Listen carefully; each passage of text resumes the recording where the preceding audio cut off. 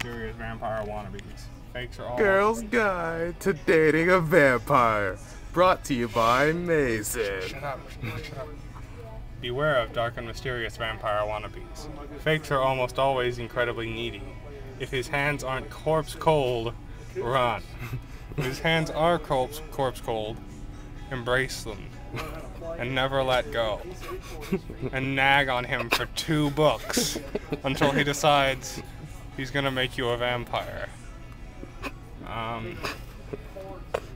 You have to be the needy one in the relationship. He can never show any emotion. Vampires often Vampires are older than they appear, sometimes even ancient. The way they talk will hint of another time in a faraway place. Okay. Or it could hint that they're a spaz, but... Vampires often hang out with pulsed people. Is that like muggles now? Pulsed people? I guess. Pulsed people trying to fit in.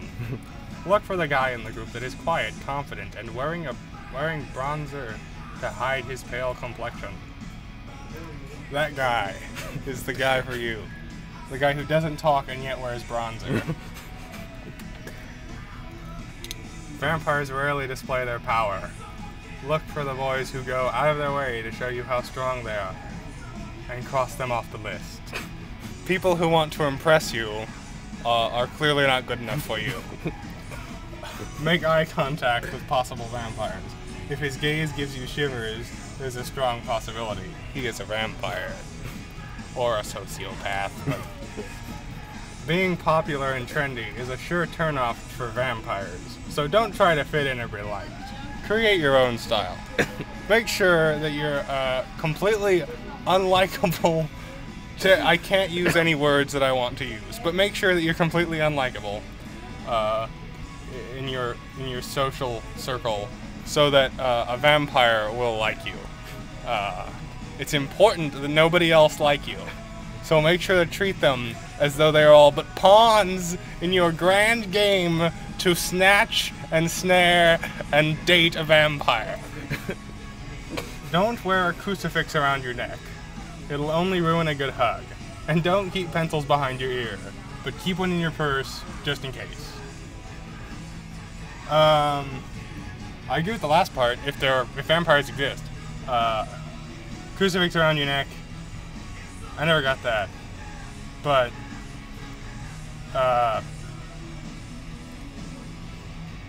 whatever.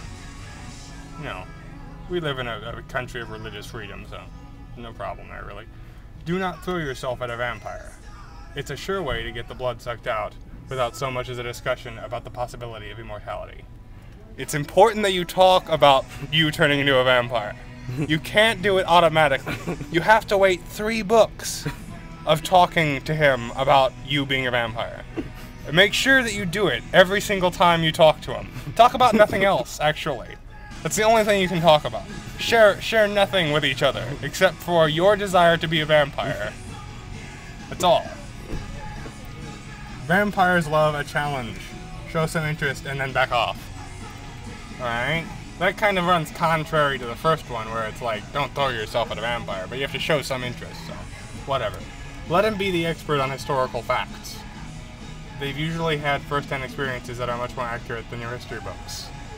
Yes, because, well, whatever. That doesn't, it's not good for riffing.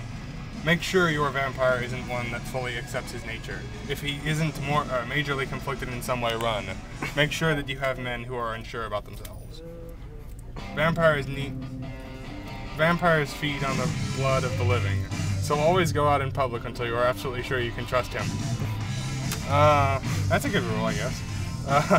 When eating out with your vampire. Wow. When eating out with your vampire,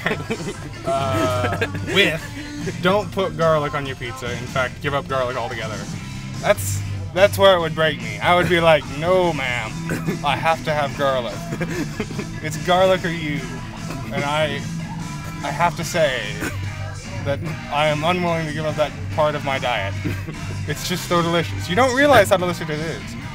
But if you were around vampires and they hid all the garlic from you, you'd be like, That'd be your one and only concern at that point. Don't expect a vampire to make the first move. When the time is right, you'll know. Be brave. Okay. Many vampires... that's just a general rule if you replace vampire with boy for almost any girl, actually. Many vampires can read minds. Try not to obsess about what you really want to do with them.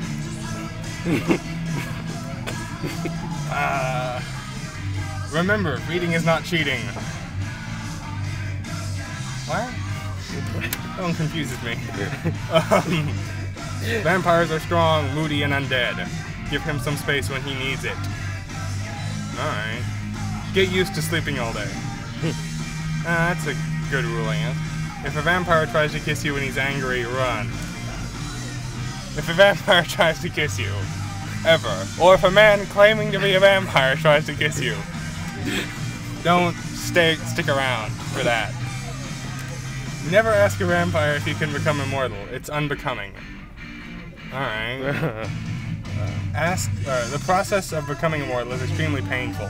If you don't think you can handle it, you probably shouldn't have dated a vampire to begin with. Well, it's a little late for that.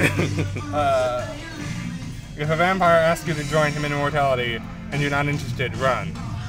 Okay, vampires are pretty fast. And, they're pretty fast on almost anything. I guess Dracula's not that fast. But he's got a plan, so he's fine. But these like rogue vampires nowadays, they could probably catch you. And then it becomes the beginning of a horror movie, really. And then he has to kill all of your friends and stuff. It's not good. Anyway. I give this a list like a C. There's probably better guides for dating vampires, really. Also, this is a little bit... I don't know. What about female vampires? They're not interested in men? In human men? I can't imagine they would be, but it'd be kind of a nice inversion, actually, to see that. Anyway, that's it.